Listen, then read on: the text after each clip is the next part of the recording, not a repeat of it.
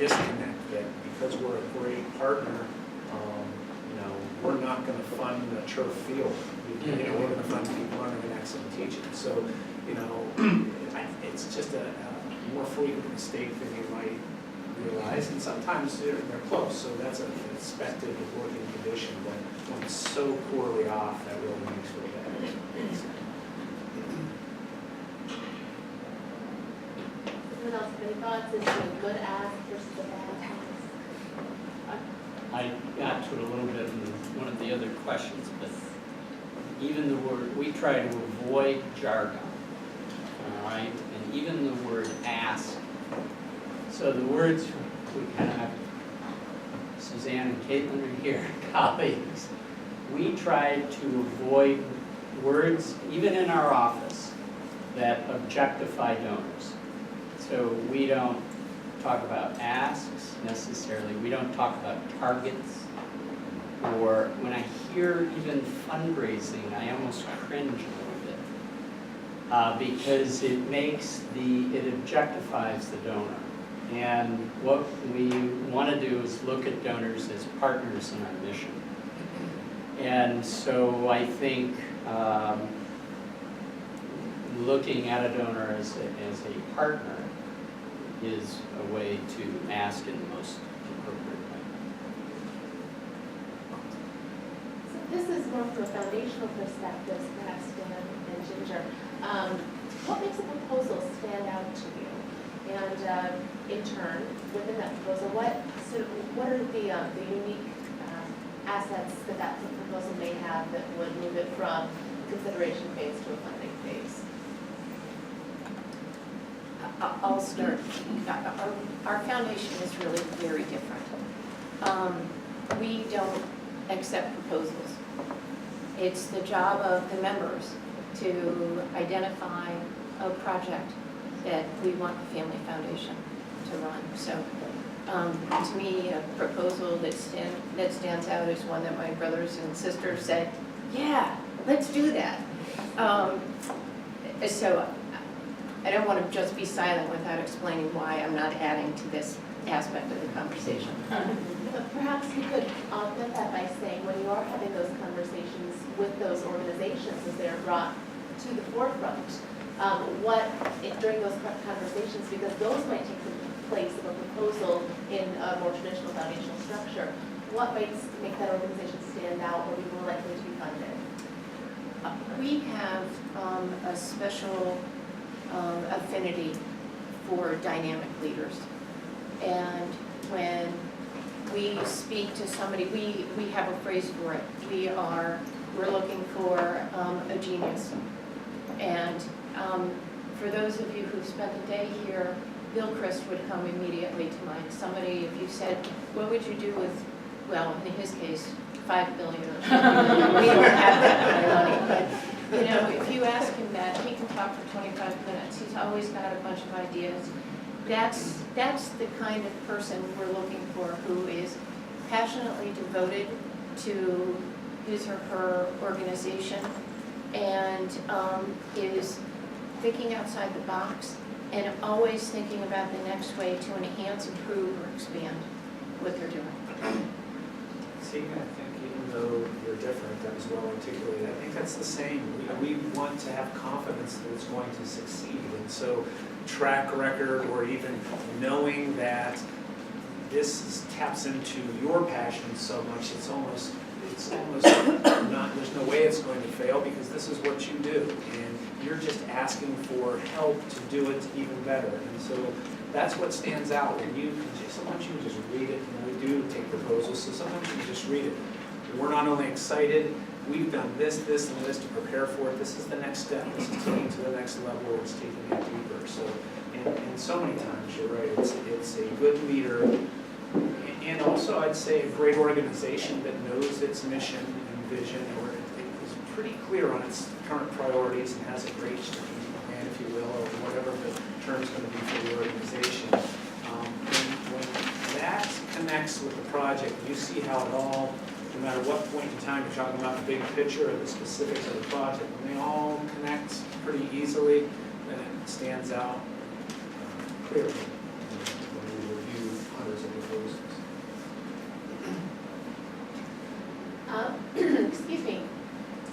a foundationally focused question.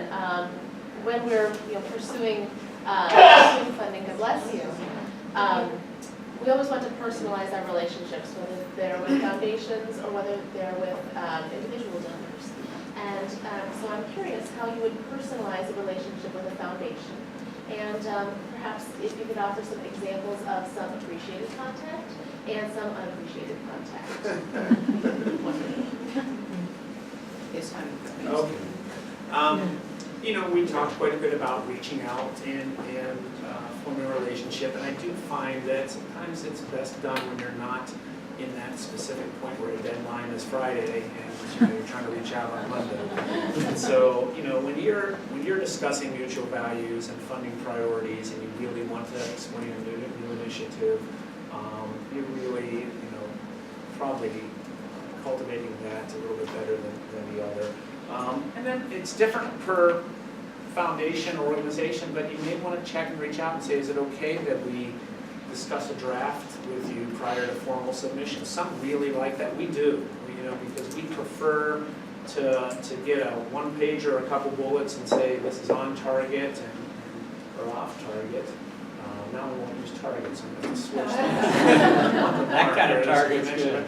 But, so, for us, checking, I think, would be okay with everybody, because you don't want to get into that unappreciated contact. Some just, they have their quarterly periods and they don't want to be involved, and that brings up another point. We talk a lot about this being a mutual initiative. A lot of foundations and donors, have the great fortune of being able to give financial donations, but they want to give so much more. It's typically a passion for something they believe in. And so if there are other ways to connect with them, let them, for us, we're deep learning and excellent teaching. So when a school, when I have a relationship with a school entity or a group that works with schools, will reach out to me and say, this conference is going on in town, you might want to check it out because these different things are going on, or look at this article, or what do you think of this article and how does this pertain to what you do or what we usually do? When those type of things happen from time to time, sometimes they'll be in my inbox and I won't be able to look at it, and other times I will, and I appreciate bringing it to my attention, and then I start doing the same thing. I start saying, are you aware, I know that you did this project, and here's another one on the other side of town. It would be a good connect. So utilizing foundations, not just for funding, and I imagine it's the same for donors, but for points of contact and connections as a connection point, an interdependent network. Boy, that gets us excited because we realize, boy, they get why we're here.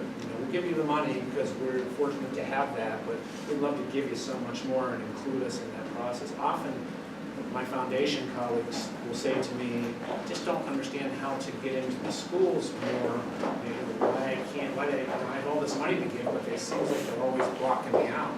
What schools don't realize is they want to at least be a partner in the area of their passion. I agree with that, absolutely. One of the things our family foundation does is fund a workshop that brings together clinicians and scientific researchers who are working on trying to understand better a very rare genetic disease that one of our family members suffers from, a movement disorder. And when we started investigating this, they suggested that we host this workshop that brings together this group of people that had never seen each other face to face. They invited us to attend the workshop. So instead of being up here just writing a check, we got to know these people too. And in fact, just in January, we went to the third one. And I think it's fair to say that we all feel particularly invested in that cause because we have a relationship with the people in the room and we see what they're doing and how far they've come since the first workshop was funded 6 years ago. Aspire does the exact same thing. Over the course of the summer, they invite our whole family to 2 different events.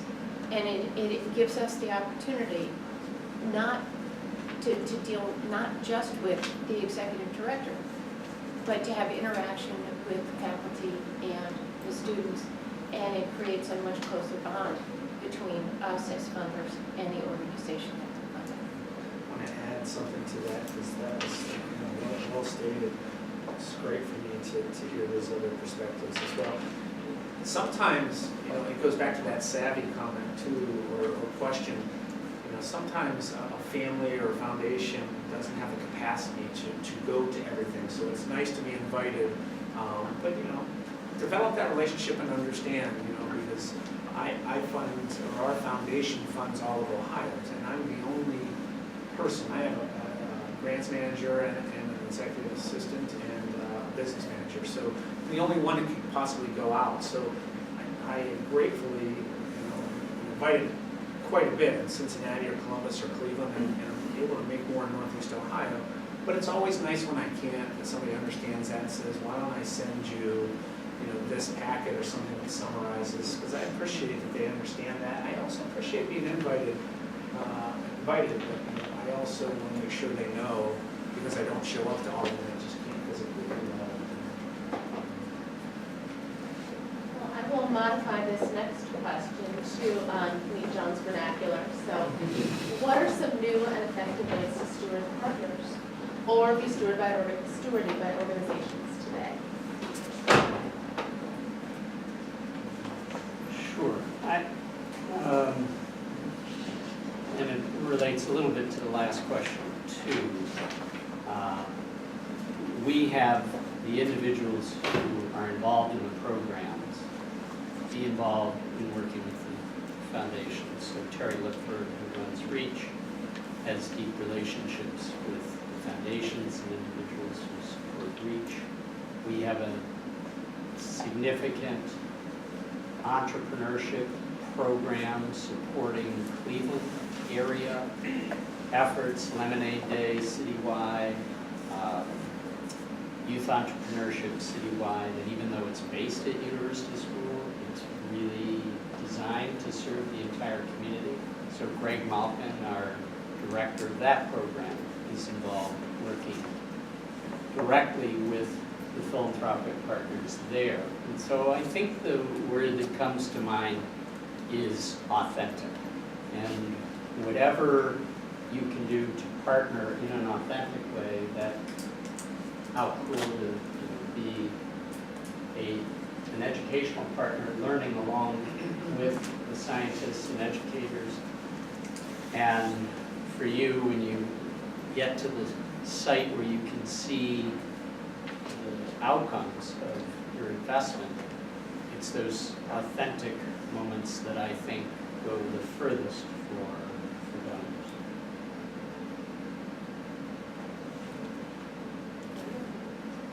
And our last question today, how can a donor or partner be an effective and contributing member of programmatic advisory boards? How do you facilitate the separation between the roles of advisor and funder or partner? Wow, it's hard for me to answer that because it presumes that I am an effective member of the advisory board. And I honestly, okay.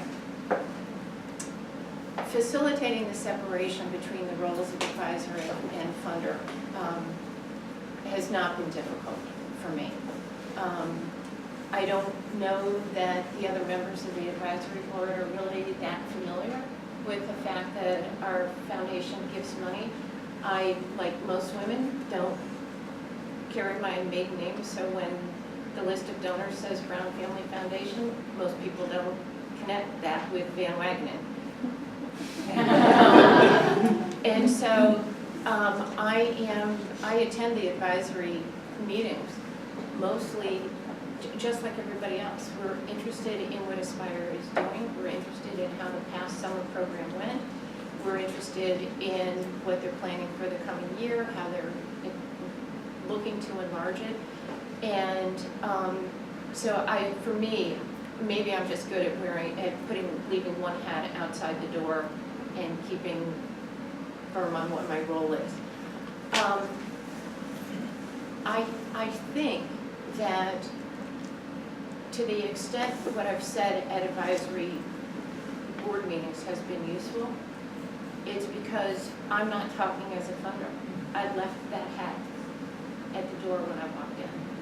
I speak in terms of a emotional, I guess, is that the right word, but a non-financial supporter of the program. I believe in what they're doing.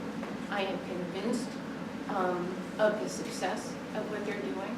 I believe strongly it should continue, and I believe that they should be constantly evaluating where they should add services to their girls, whether it's in high school, and now that some of them are in college, they should be always thinking, what do our girls need, our girls need to continue to succeed? And that's not then when they come and they say 6 months later, this is what we need money for.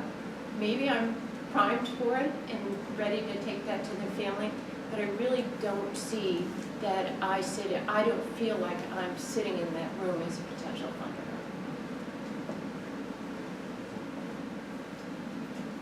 On my end, I think that you talked about skillful leaders, and you was having this a couple times. I think those, I get asked to serve on different advisory boards for programs that are related to what we fund. And I think the ones that work best are the ones that are skillful enough to make it clear they want my input, but they're not putting me in the role of decision maker. Neither one of us really want that, and it becomes awkward. And sometimes it's just a matter of understanding how to frame questions when you have an advisory board to say, Dan, you work with a foundation that really wants to make sure that deep learning is part of this project. Here's some things we're considering. Can you give me an idea of where the deep learning can be enhanced in both of these options? Instead of saying, which of these do you like better, what should we do, it puts everybody in a bad position, because if they don't do it, then they're worried about my future funding, or our foundation's future funding. And if they do it, then sometimes it gives the impression that they're chasing the money instead of the principles that guide the concept. And so I think those that are aware to say and don't feel, they embrace it instead of feel threatened or feel that they have to ask for a decision sometimes. I think it's more about how you ask for input and include. At least with the foundations, when you ask us to serve on different boards. I think in our context, an independent school, our board of trustees would be the parallel group to what you're describing. And I'm sorry to Brian, weigh in as well. He's an alumnus of University School and serves on our board of trustees and is head of the education committee. We have an unusual board. I'm not sure I would design it this way from scratch, but it works for us. We have 35 local trustees, 20 national trustees, and 40 life trustees. We have 95 people who are managed in a variety of subcommittee contexts. In addition, on our subcommittees, for example, advancement would be a committee that we would have. We would have trustees on that, but then we have a handful of others that we're test driving for future leadership who we involve in those areas. So we take volunteer engagement at a high level very seriously, spend a lot of time making sure that those individuals are well cared for, that the meetings are weighty and effective, and that they're engaged in an active way. And there is no doubt that that deep engagement leads to ownership, leads to being an insider, and significant philanthropic support. We'd love to open up the panel to the floor. If you have any questions you'd like to address. I have a question. I work for a national organization that works with, it's called the National Network of Schools in Partnership, with schools that partner with each other. And often a question we get from our members is, when you're trying to raise money for a side project or an Aspire program, how do you navigate that narrative when you're asking sort of the same families for for, like, how do you balance your annual fund versus your other program? And what's that narrative and how does that work? I think it's a very complex issue for some schools. And I don't know if it deals necessarily with family foundations, but certainly with you guys at Hathaway Brown, you have this situation, and how is that process? How does it work? Is your question another way of saying if this school starts this side program, does that mean it will divert funders? I thought so. I think my inclination is that there's a real fear Yes. that it does, but that it doesn't actually happen. I can tell you from our experience, it hasn't happened. In fact, I'm the only one until a couple of years ago, I'm the only one in my family who lives in Cleveland. And so, although my parents put 4 daughters through Hathaway Brown, and for a period of time, spent more time at HB probably than at their own house, as we graduated and they moved, they became very distant from HB. And when I went on the board, my mother, bless her heart, started giving to the annual fund in my honor, which I thought was really terrific. Aspire has reconnected my parents to Hathaway Brown, and they now give in honor of every single graduate in the family. So their level of giving to the annual fund has increased by, if I'm doing my math right, 6. While at the same time, they're funding this so-called separate project. Another way I thought your question might be going was, how do you justify doing a separate project? And, okay, and at least at Hathaway Brown, it was important to articulate why Aspire was good for HB. Right, and how do you articulate to your HB families that giving to Aspire is going to give returns back to Hathaway Brown? Part of it is, and is Camille here? She should be, because, this is the conversation. Yes, right, Natalie can say also. Do you want to answer the question? You have an Aspire grad who's here also, Erica. Okay. But do you want to? I think, I'm Natalie. I'm not really at HB anymore. I'm at Urban Community School, but it was a great honor to be a part of that partnership when I was with Aspire. So I think in terms of that question, when I remember it, which is 4 years ago, Camille will be much more articulate, is that it really is about a couple of things. One, if you see Erica right behind you, the investment that you make in the young lives of women matters everywhere you go. I just want to say, I am not at all No, questioning the but value. I was no, you are. That's how it was articulated. So in terms of with the families, I think where there might have been pushback originally in some places, I think it was a 2- or 3-fold argument. And one of them was the investment is the investment in the community overall. And you will see the dividends because the young women that graduate from Aspire have the same values as the young women who graduate from HB. And if you're lucky, a few of them will come here and go to school and improve our population overall. That's one. The second has to do with the image of the school being a partner with the larger image of the city. So I think those were 2 pieces that that resonated. And Ginger, I can throw it back to you, because those were, I think, the parts from the school side that I remember Bill talking about, but in terms of from your side as the advisor.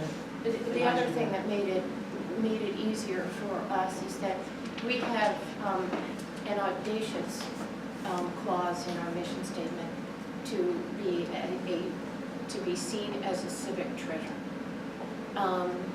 And we actually believe that we want to be that. And the Aspire program fits so neatly into that aspect of our mission statement. That we didn't rewrite the mission statement to justify Aspire. It's like, this is of course we would do this. Question? I have a question, and it might be sort of related to this. and I'm a teacher here at HB, so I'm wondering how do you cultivate that seed of philanthropy in our girls? And I don't know if you guys ever get a chance to work on sort of creating that seed of philanthropy and maybe the relationships that you have. And I'm thinking about that not only for the students that I teach, and helping them to understand their role in this, but maybe even some of the like Inspire girls I used to work with or something like that. Like, do you ever get an opportunity to plant that seed, that osmosis that would happen, so that they know how to do it too? It's something that we talk about in our advancement community meetings on the board. I know that my brothers and sisters and I all sold candy canes for Bradford Junior College because that's where my mother resigned. Now, I think she should have been sold. By having us help her, we got an early look. This is what you do. And I think it is a vitally important question. And I think HB does a pretty good job, especially with the seniors, because we ask our seniors, just as they're about to become alums, to participate in the annual fund. And we get 100% participation and have, from the very first year, we focused on this. I think it's something that needs to start even earlier. Yeah, I work with sixth graders. Yeah. I want to get start like that. Exactly, and I'm okay word. You know, and I think that you all do a great job when you work through your projects with service learning, community-based projects. I mean, those are the entry points to draw connections. And coming from someone who has largely public school experience, I mean, we go to private schools often to say, tell us about how you develop these service programs. And you know, sometimes the public schools are right there in the areas that need the public service, but the private schools are the ones that understand how to engage young people, and so they're good models for that. So I think there's a lot of entry points with what you probably already do on the projects that you're involved in there, and reinforcing how, you know, that relates to things that people are experiencing in your own school. I'd like to, I'm sorry. I was just saying, Caitlin's High School doing a session tomorrow on this very topic, which is going to be an asset for the program. And Hathaway Brown has had this phenomenal model of why can't boys at boys' school be as passionate. And Caitlin has taken over our senior class gift program and young alumni giving programs, kind of creating a leadership gift opportunity for people at a younger age. It's a little bit like moving into a town and joining the athletic club so you can work out. Well, if you're just out of college, they might give you a break, and then as you get older, you can graduate to more levels, and that's what we've done for our young alumni. And they've bought in or doubled their giving for young alumni, and then just by focusing, it's interesting, the community service aspect. One person said, be careful what you train your community to do. You are training your community to be outward in the community, and what that has done is, unless you intentionally also train your community to look inward and support your own community, it's not going to happen. It has to be intentional. And so creating intentional strategies, the way the senior class gift program is done, and to start even earlier, that's a question we ask ourselves. We'd like to do that even better, but there are opportunity costs to taking on all these things. So for us, doing the senior class and young alumni program is what we're trying to do well. I think there's it's also important for a school like Hathaway Brown or a university school to make sure the need is known. We now celebrate Annual Fun Day, which is the day at which tuition would quit paying for education. I advocated sending the kids home that day so the parents would really know this is when the tuition runs out. Nobody else liked that idea. But it's celebrated within the school too, not just outwardly with the parents, because obviously we want our parents to support the annual fund also. But I think by having the students participate in that celebration, it begins to grow their awareness that there's a need for outsiders. There's a reason the alums give to the school. And hopefully that's planting a seed that when they're an alum, they'll do the same. Yes. I have a question. We know that research shows that most entrepreneurs have access to capital. And I work with the Lemonade Day program. My biggest questions that I get from my students is, how do you gain access to capital when you're coming from a, low socioeconomic aspect? And when working with my students, that's like the common question. Where are you getting the money from? How do you get the money when you're not in a position to secure those kind of funds? It's a phenomenal question, because now you're sparking that entrepreneurial interest. And you don't want individuals to get to the point where, okay, now I'm thinking entrepreneurially, I have ideas, I want to get them fulfilled, where do I go? And I know there are in Cleveland incubators designed for individuals who have ideas. And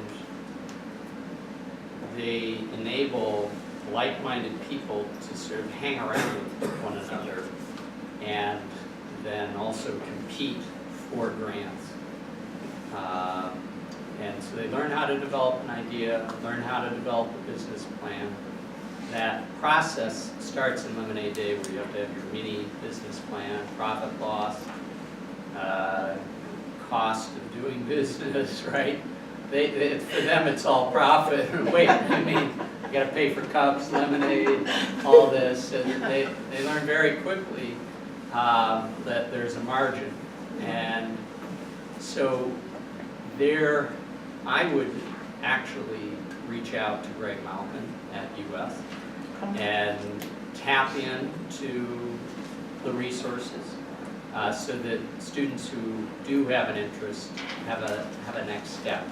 I do know there are a number of entrepreneurial competitions that end with $2,000 grants for them to start up an idea.